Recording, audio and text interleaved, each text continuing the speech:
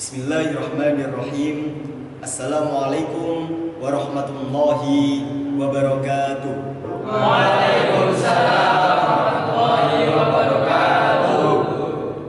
Alhamdulillahirabbil alamin wa bihi nasta'inu ala umurid dunya waddin. Wassalatu wassalamu ala asyrafil anbiya'i wal mursalin sayyidina wa maulana Muhammadin wa ala alihi wa sahbihi ajma'in. Amma ba'du.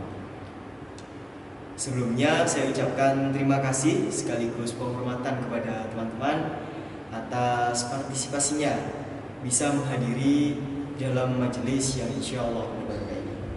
Pertama dan yang paling utama pastinya, marilah kita panjatkan puja dan puji syukur kita kehadirat Allah Subhanahu wa taala karena atas berkat limpahan rahmat serta hidayahnya, sehingga pada hari ini, di waktu ini, di jam ini, di menit ini dan juga detik ini kita dapat bersama-sama berkumpul dan juga menghadiri majelis taklim yang insya Allah diberkahi dan juga dirahmati oleh Allah ini.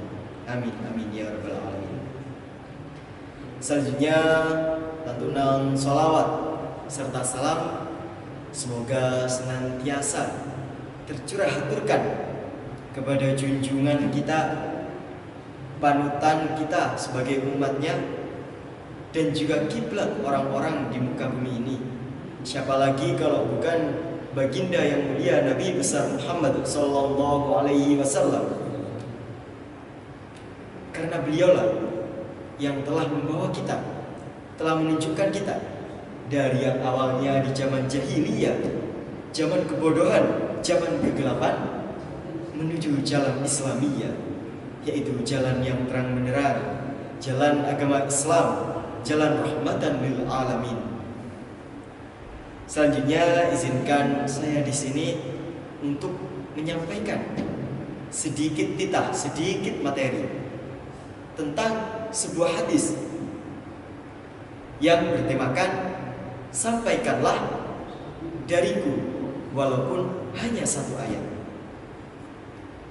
Baik kawan-kawan, baik saudara-saudara, baik teman-teman, baik keluarga saya yang semuanya berbahagia, Rasulullah sallallahu alaihi wasallam di dalam kitab Sahih Bukhari hadis riwayat nomor 3202 dikatakan berbunyi, haddatsana Abu Asim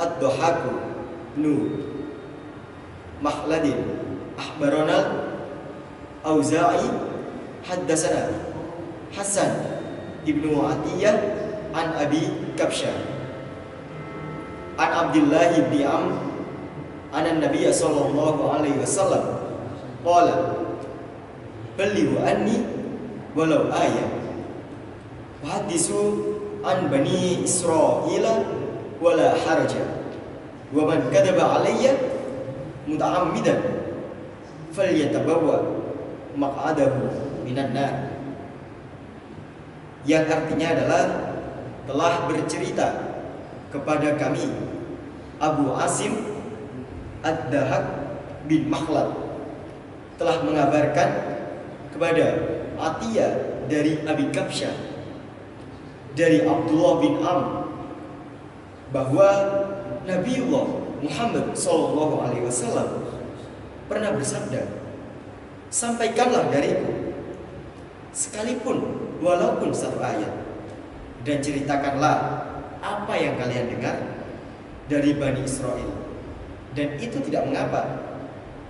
Dan siapa yang berdusta atasku dengan sengaja, maka bersiap-siaplah menempati tempat duduknya di neraka. Hadirin semuanya, kawan-kawanku seiman dan juga seperjuangan, dalam hadis ini di dalam sanadnya itu diriwayatkan oleh yang pertama adalah Abu Asim Ad-Dhahak. Beliau ini adalah dari kalangan tabi'in kalangan biasa. Kemudian beliau ini hidup di Basrah dan wafat di Basrah pula. Wafatnya pada tahun 212 Hijriah. Kemudian dari beliau diceritakan, beliau mendapatkan cerita dari Abdurrahman bin Amru al-Aswai. Beliau ini dari kalangan tabi'in kalangan tua. Beliau ini hidup di Syam dan wafat di Baitul Maqdis pada tahun 1507 Hijriah. Kemudian beliau ini sebelumnya itu mendapatkan cerita dari Hasan bin Affiyah, merupakan dari kalangan tabi'in kalangan biasa dan hidup di Syam. Nah, beliau ini sebelumnya juga mendapatkan cerita dari Abu Kabsar yang berasal dari tabi'in kalangan tua, dan beliau ini hidup di Syam. Nah, beliau ini juga mendapatkan cerita dari Abdullah bin Amr bin Al-As bin Wa'il Asyami. Nah, beliau ini adalah dari golongan sahabat, dari sahabat Nabi, yang pada waktu itu beliau wafat di Taif, dan wafatnya itu pada tahun 63 Hijriah. Nah, beliau ini Abdullah bin Amr, beliau ini yang bertemu dengan Rasulullah, dan beliau mengetahui bagaimana Rasulullah menyampaikan hadis ini, di mana tadi hadisnya yang berbunyi adalah, sampaikanlah dariku walaupun hanya satu ayat, dan ceritakanlah dari Bani Israel, dan tidak ada dosa ataupun tidak mengapa. Dan barang siapa berdusta di atas namaku dengan sengaja, maka hendaklah dia menempati tempat duduknya di neraka. Teman-teman, dari hadis ini terdapat sebuah penjelasan yang mengatakan dan juga memaparkan bahwasanya kita sebagai umat Rasulullah diperintahkan untuk menyampaikan apapun yang dikatakan oleh Rasulullah, walaupun hanya satu ayat, walaupun hanya satu kalimat. Karena setiap yang disampaikan oleh Rasulullah adalah sebuah kebaikan. Dan ketika kita menyampaikan kepada orang lain, menyampaikan kepada saudara kita, menyampaikan kepada keluarga kita, menyampaikan kepada kawan-kawan dan juga teman-teman kita, itu tidak mengapa, tidak dosa. Namun dengan catatan, jangan sekali-kali kita menambah-nambahkan atau kita mengurang-urangkan, karena itu termasuk perbuatan dusta. Dan barang siapa yang berani melakukan perbuatan dusta atas nama Rasulullah, kata Rasul, yang berani berdusta atas namaku, maka hendaklah ia bersiap duduk di neraka. Jadi teman-teman, sebagaimana kita telah hidup dan kita telah lama mengemban ilmu, baik itu di jenjang pendidikan manapun, kita sudah mendapatkan banyak pesan-pesan, banyak pengajaran dan juga pelajaran. Kita wajib menyampaikan kepada saudara-saudara kita yang belum mengetahuinya, karena itu adalah bagian dari perintah Rasulullah SAW. Karena dengan begitu kita bisa menyampaikan, namanya berdakwah. Kita sebagai umat Muslim, semuanya saja tanpa terkecuali, kita diwajibkan untuk berdakwah. Karena dakwah adalah salah satu perbuatan amar ma'ruf nahi munkar, atau menyebarkan perihal-perihal ma'ruf, perihal-perihal yang baik, dan juga mencegah kemungkaran. Salah satunya adalah dengan berdakwah. Tapi dalam hadis ini juga dijelaskan, jangan sampai kamu menambah-nambahkan ataupun berdusta atas namaku. Nah, jadi itulah, dengan berdakwah, dengan kita menyampaikan sebuah pesan, sebuah ayat kepada teman-teman, itu adalah perbuatan yang ma'ruf kalau dilakukan dengan benar. Tetapi jika kita menambahkan, kita mengingkari, maka itu termasuk perbuatan yang dusta, alias justru kita menambahkan kemungkaran. Oleh karenanya sangat penting sekali perlu diperhatikan adanya keorisinalitasan atau kemurnian pesan yang kita sampaikan kepada orang lain atas apa yang sudah kita ketahui. Oleh karenanya teman-teman, apa yang sudah kita pelajari, apa yang sudah kita dapatkan, kita harus menyampaikan. Jadi jangan sampai hanya berhenti di kita saja. Karena dikatakan bahwasanya ilmu yang bermanfaat itu adalah yang pertama yang kita ketahui, dan yang kemudian yang kedua adalah yang kita amalkan. Mengamalkan itu yang pertama pasti mengamalkan atau melakukan. Dan tak terlepas dari itu pula, kita juga menyampaikan, menyebarluaskan kepada yang lain. Itulah salah satu juga termasuk kegiatan mengamalkan perihal-perihal yang baik yang kita sampaikan, yang kita dapatkan dari pesan-pesan Rasulullah dan juga yang beliau titahkan kepada umatnya. Teman-temanku yang berbahagia, di era sekarang ini menyampaikan pesan atau berdakwah tidak terbatas hanya di majelis taklim seperti ini yang kita lakukan, tetapi juga di era sekarang sudah maju, ada yang namanya teknologi. Siapa sih sekarang yang tidak mengenal namanya teknologi? Kita semua pasti mengenal teknologi. Bahkan siapa sih yang tidak memiliki telepon genggam, tidak memiliki handphone, laptop, komputer, dan lain sebagainya. Dan tak berhenti sampai di situ saja. Dengan kemajuan teknologi pula, kita mengenal ada namanya media sosial. Kita mengenal ada namanya dunia maya. Kehidupan dunia kita yang sekarang ini sudah di copy paste di dalam sebuah teknologi namanya dunia maya. Kita mengenal media sosial, bagaimana kita bisa membangun citra dan juga individu kita. Kita membangun diri kita sendiri di dalam dunia yang lain, di dalam universe yang lain, yaitu di dalam media sosial. Di situ bukan hanya kita berbincang, berkomunikasi. Memang pada awalnya media sosial hanya digunakan untuk berkomunikasi. Tetapi sekarang media sosial sudah lebih banyak lagi cakupannya. Apa-apa melalui teknologi. Bahkan kita mau membeli apapun bisa melalui online shop, atau istilahnya adalah toko online. Toko-toko dalam jaringan, toko-toko daring.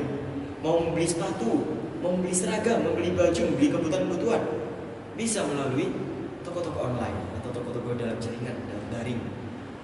Kita mau membeli makanan misalkan, atau mau membeli minuman, makanan gitu, kita tak payah lagi harus jauh-jauh datang ke toko, jauh-jauh datang ke gerai, ke kedai, ke warung-warung.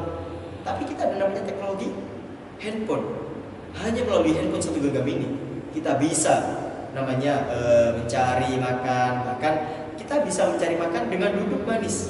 Tiba-tiba nanti datang sendiri makanannya ke kita. Itulah kekuatan teknologi. Tak lepas juga dari berdakwah. Jangan sampai berdakwah hanya melalui majelis taklim seperti ini. Kita bisa berdakwah dengan keilmuan yang sudah kita dapatkan. Kita berdakwah melalui media sosial. Kita punya akun Facebook, kita punya akun Instagram, punya akun WhatsApp, punya akun Twitter, punya akun YouTube, dan lain sebagainya. Kita manfaatkan untuk menyebar kebaikan, menebar kebijaksanaan, sehingga apa yang kita ketahui, apa yang menempel dalam keilmuan kita tidak berhenti dalam diri kita sendiri atau mungkin mentok dalam orang-orang sekitar kita, tetapi juga kita bisa sebarluaskan. Bahkan bukan hanya cakupan satu wilayah, satu desa, satu kecamatan, tapi bisa satu nasional atau satu Indonesia. Dan bahkan yang lebih jauh lagi, kita bisa menyebarkan seisi atau seluruh dunia. Semuanya bisa menyaksikan kita berdakwah. Sehingga ketika kita bisa mengamalkan atau bisa menyebarluaskan keilmuan dengan cara berdakwah, adalah salah satu hal menyampaikan hadis Rasulullah, yaitu balighu anni walau ayat. Baik teman-teman, jika kita mengetahui dari hadis tersebut, Sahih Bukhari nomor 3202, maka kita bisa mengutip hadis-hadis lainnya pendukung. Di antaranya adalah hadis dari Sunan Abu Dawud nomor 3117. Kemudian tak berhenti di situ, masih ada dari Musnad Ahmad hadis ke 11.111 atau ke 11111.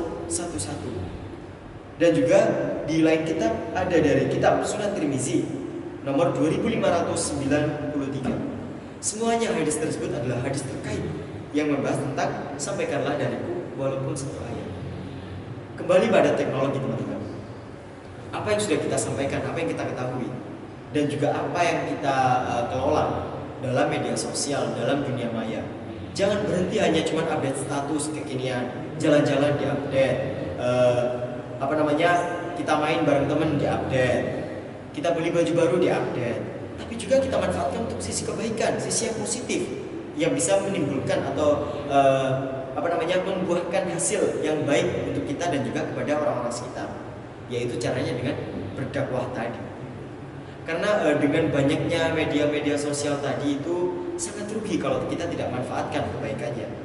Kita hanya tinggal memencet tombol video, lalu kita berdakwah di depan kamera, lalu habis itu kita bisa mengirimkan, menyebarluaskan pada khalayak luas kepada teman-teman kita yang ada di media sosial. Sehingga tidak hanya teman-teman kita yang mengetahui kita berdakwah, tapi lebih banyak orang berdakwah, maka pahala kita dan juga catatan amal kebaikan kita justru lebih banyak lagi, jauh lebih menyebar lagi. Karena itikat baik dan juga kebaikan yang telah kita lakukan. Seperti itu. Karena dengan begitu kita telah mengamalkan, dan ketika kita mengamalkan, maka pastinya kita mendapatkan catatan amal kebaikan yang nantinya bisa dipertanggungjawabkan di akhirat nanti kemudian. Nah teman-teman, terkait dengan catatan Rasulullah yang ditegaskan tadi adalah jangan sekali-kali kamu menambahkan apapun, dan juga jangan berdusta atas namaku secara sengaja. Karena siapapun itu membawa nama Allah, membawa nama Rasul dengan sebuah kebohongan atau suatu kedustaan yang kita buat-buat, maka itu sudah pasti kita mendapatkan laknat. Karena keorisinalitasan atau kemurnian apa yang disampaikan Rasulullah itu murni pesan-pesan baik. Kalau kita tambah-tambahkan sendiri, takutnya nanti ada penyelewengan, bahkan ditakutkan tidak sesuai dengan Al-Quran, hadis, dan juga bahkan tidak sesuai dengan ijma dan juga qiyas ataupun pendapat-pendapat para ulama. Itu sudah merupakan dosa besar. Apalagi jangankan kita sendiri yang mengetahui, kita tahu terus kita mendustakan dan kita sebarluaskan. Sama halnya seperti tadi, kalau kita mengetahui satu ilmu, kita sebarkan pada yang lain, maka pahalanya juga semakin menyebar dan kembali kepada kita dalam jumlah yang berkali-kali lipat banyaknya. Namun jika kita sekali lagi berdusta dan juga kita sampaikan dustanya kepada orang lain, maka sama hukumnya. Dosa kita juga bertubi-tubi, berlipat-lipat. Oleh karena itu Rasulullah menegaskan, jangan ada yang berani berdusta, karena jaminannya orang yang berani berdusta adalah mendapatkan tempat duduk di neraka. Siapa yang mau? Tidak ada kan? Oleh karena itu kita sebagai generasi muda, generasi yang paham ilmu agama, generasi yang mengemban ilmuwan Allah Subhanahu wa taala, generasi yang paham dunia maya, yang menggunakan sosial media, maka dari itu jangan sia-siakan kesempatan kita. Mari kita meraih pahala sebanyak-banyaknya dengan mengamalkan keilmuan yang kita dapat, dengan menyebarkan hal-hal kebijaksanaan yang sudah kita ungkap. Baik teman-teman, kiranya cukup yang dapat saya sampaikan. Mungkin selanjutnya akan saya lanjutkan dengan sesi diskusi dan juga sharing serta sesi tanya jawab. Bagi teman-teman yang merasa memiliki pertanyaan ataupun ada yang dibingungkan ataupun juga saran, sangat saya persilakan. Monggo kepada teman-teman. Izin bertanya. Oke, monggo silakan Mas. Bagaimana membagikan informasi yang tidak kita ketahui sumber pastinya, namun berita ini bersifat penting, contohnya seperti kecelakaan? Oke, baik. Terima kasih Mas Haikal. Nah, pertanyaan yang sangat bagus sekali teman-teman, luar biasa. Jadi terkait dengan pertanyaan tadi, bagaimana kita mengabarkan perihal sesuatu yang penting seperti halnya kecelakaan gitu. Bagaimana urgensinya? Dan juga kaitannya dengan hadis yang kita kaji, yaitu sampaikanlah dariku walaupun satu ayat. Baik teman-teman, izinkan saya di sini memberikan pemahaman dan juga untuk sekaligus menjawab pertanyaan dari saudara kita. Nah, sebagaimana yang dimaksudkan oleh Rasulullah dalam hadis ini, yaitu sampaikanlah dariku walaupun satu ayat. Nah, yang dimaksud menyampaikan di sini adalah pesan-pesan dari Rasul, seperti itu. Jadi cakupannya di dalam hadis ini adalah ketika seseorang pendakwah atau seorang guru dan lain sebagainya memberikan titah kepada muridnya untuk dapat menyampaikan suatu pesan-pesan kebaikan dan juga suatu pesan-pesan agama.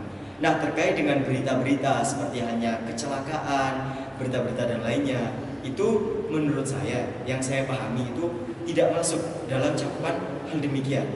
Dan urgensinya menyampaikan hal tersebut adalah mubah.